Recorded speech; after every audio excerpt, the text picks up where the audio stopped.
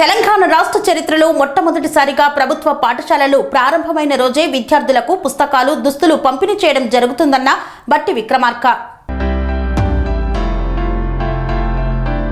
తెలంగాణ రాష్ట్ర చరిత్రలో మొట్టమొదటిసారిగా ప్రభుత్వ పాఠశాలలు ప్రారంభమైన మొదటి రోజే పిల్లలకు దుస్తులు, పుస్తకాలు పంపిణీ చేసిన చరిత్ర ప్రజా ప్రభుత్వానికి దక్కుతుందని రాష్ట్ర ఉప ముఖ్యమంత్రి, ఆర్థిక ఇంధనాల శాఖల మంత్రి బట్టి విక్రమార్క పేర్కొన్నారు. ఎన్ఎస్ కెనాల్ కాలనీ ప్రభుత్వ ఉన్నత పాఠశాలలో పాఠశాల పునర్ ప్రారంభ మహోత్సవంలో రాష్ట్ర వ్యవసాయ, మార్కెటింగ్, సహకార, చేనేత శాఖల మంత్రి తుమ్మల నాగేశ్వరరావుతో కలిసి ఉప ముఖ్యమంత్రి పాల్గొన్నారు.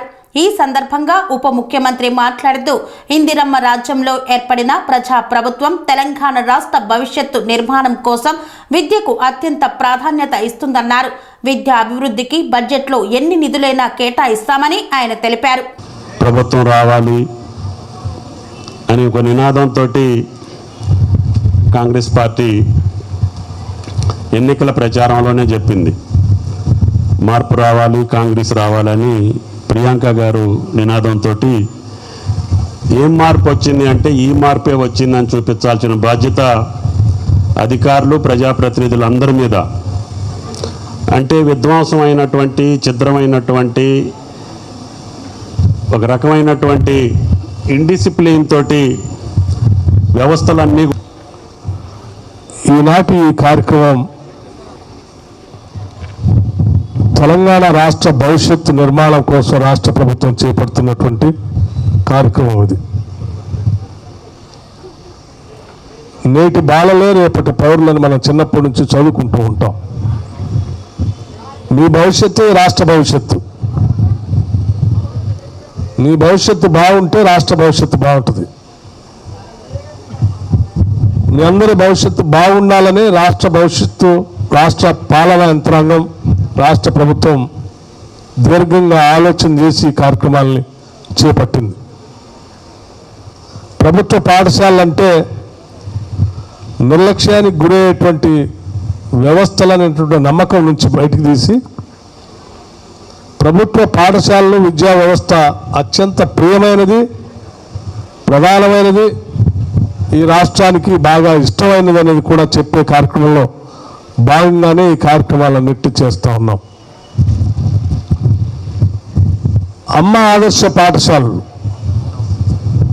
ప్రభుత్వ పాఠశాలలో చదువుకున్నటువంటి ప్రతి విద్యార్థికి కావలసినటువంటి వసతులు ఆయా పాఠశాలలో ఏర్పాటు చేయాలనేదే ప్రభుత్వం యొక్క ప్రధాన లక్ష్యం. కావలసినటువంటి తరగతి గదులు కానీ, మంచినీటి వ్యవస్థ కానీ, టాయిలెట్స్ కానీ, రన్నింగ్ వాటర్ కానీ, టీచింగ్ స్టాఫ్ కానీ, లేకపోతే మీకు అందించేటువంటి పాఠ్య పుస్తకాలు కానీ, దుస్తులు కానీ అన్నీ కూడా సరైన సమయంలో అందిస్తేనే దానికి అర్థం, దానివల్ల ఉపయోగం. జూన్, జూలైలో పాఠశాలలు మొదలైతే ఆగస్టులోనో, నవంబర్లోనో, డిసెంబర్లోనో పాఠ్య పుస్తకాలు ఇచ్చినా, యూనిఫామ్ ఇచ్చినా కానీ ఉపయోగం లేదు. క్యాలెండర్ మారేది ఏం లేదు. మనందరికీ ముందు తెలిసిందే క్యాలెండర్. పాఠశాలలు ఎప్పుడు మొదలవుతాయో కూడా తెలుసు మనకు. ఒక సంవత్సరం కాదు, 2 సంవత్సరాలు, కొన్ని దశాబ్దాలుగా నడుస్తున్నటువంటి చరిత్ర ఇది.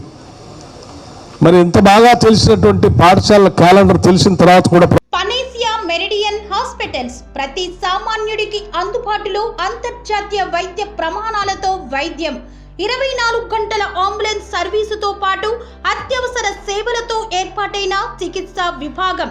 మా దగ్గర గుండె సంబంధిత, మూత్రపిండ, కాలేయ, కంటి జబ్బులకు, మోకాళ్ల శస్త్ర చికిత్సతో పాటు కోవిడ్-19, బ్లాక్ ఫంగస్ వంటి వైరస్లకు, అన్ని రకాల ఆరోగ్య సమస్యలకు నమ్మకమైన అత్యాధునిక వైద్య చికిత్సను అందిస్తున్న హాస్పిటల్ పనేసియా మెరిడియన్ హాస్పిటల్స్.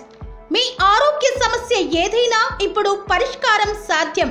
సంపూర్ణ ఆరోగ్యం కోసం సంప్రదించండి Panacea Meridian hospitals, opposite Bheeramguda కమాన్, RC Puram, Sangareddy district, pin code 502032. సంప్రదించాల్సిన ఫోన్ నెంబర్ 0845524177 మరియు 7893757770.